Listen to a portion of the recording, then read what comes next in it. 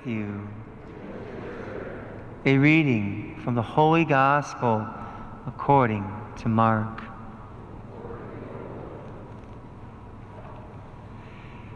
Then they came to Capernaum, and on the Sabbath Jesus entered the synagogue and taught. The people were astonished at his teaching, for he taught them as one having authority and not as the scribes. In their synagogue was a man with an unclean spirit. He cried out, "What have you to do with us, Jesus of Nazareth? Have you come to destroy us? I know who you are, the Holy One of God." Jesus rebuked him and said, "Quiet, come out of him." The unclean spirit convulsed him, and with a loud cry came out of him. All were amazed and asked one another, "What is this? A new teaching with authority. He commands even the unclean spirits, and they obey him." His fame spread everywhere throughout the whole region of Galilee. The Gospel of the Lord. And so in this Gospel reading, we understand the authority of Jesus, the authority of who Jesus is. And it's an amazing thing. So he casts out the evil spirits. And in understanding the authority that Jesus has, it's something quite different, a different way of looking at the authority that he has and that he exercises. Humanly speaking, we always think of authority as the strength of the arm. Watch out, I'll go back at you. I have the authority to exact justice or to get revenge or whatever it is we think it is. And but this Jesus offers something quite different. First of all, you have to understand that his authority is absolute. The authority that Jesus has is absolute. He is the Almighty, the all-powerful one. He is God. He is God. You know, a lot of people like to say, well, Jesus, he's a nice guy. He's nice, good to listen to. I guess I'll become Christian. I like what he says. He's merciful. He talks about love and mercy. I like him. I guess I'll follow him. And then they go around and they still listen to other things. They go and they get their palms read. You can't be doing that. You know, doing things like that. You know, going to get your palms read and, you know, tarot cards and fortune tellers and even horoscopes and all these other things. That is diametrically opposed to Jesus and believing in him and living your life for him. He has ultimate authority and absolute authority.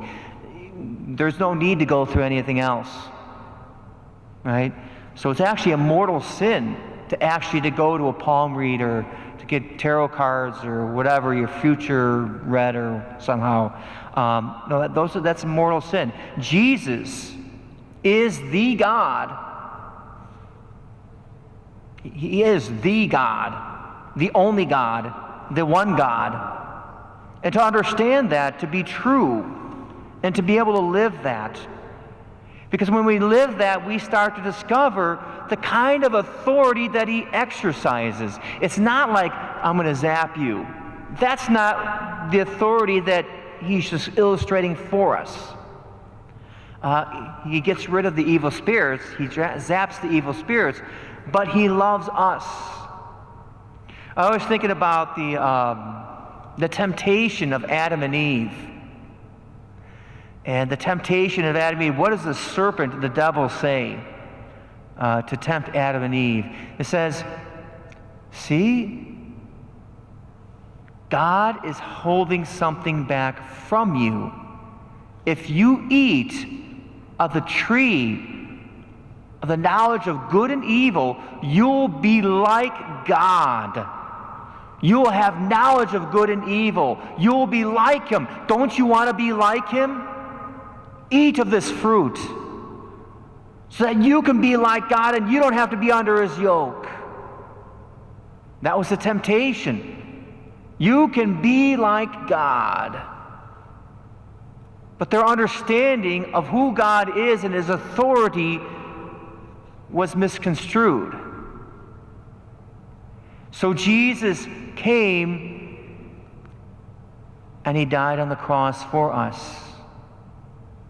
It's like he was saying, you want to be like God as he truly is?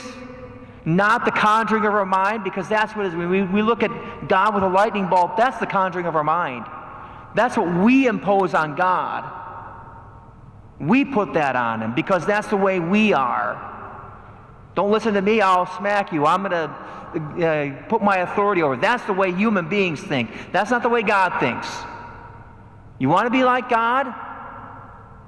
Get up on the cross. Because that's who he is. That's how he revealed himself. His mercy, his love, that's who God is. And that's how God exercises his authority, through mercy, through his love. Boy, didn't that just turn our whole world upside down? How God would love us to the end.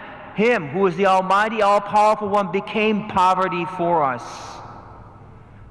so that we would have eternal life. What a lesson to learn from the actions of Jesus Christ. How he exercises his authority to bring us freedom, to bring us healing, to bring us peace and the joy that we need. How's that for authority? It's a different way of looking at it. How in his authority he gave us mercy, and he gave us to extend that mercy to others by forgiving others, by having compassion on others, by giving other people hope, by sharing with him his graces so that they too may have peace and joy. He has indeed given us that authority to exercise his authority. That's the awesome thing about God, because he does give us that authority. And somehow it makes us whole. It makes us into the people we really want to be. People of dignity and goodness and wholeness, bringing healing to souls and hope and joy. So he makes that invitation to become truly like him, as he truly is. As he truly is, in mercy and love.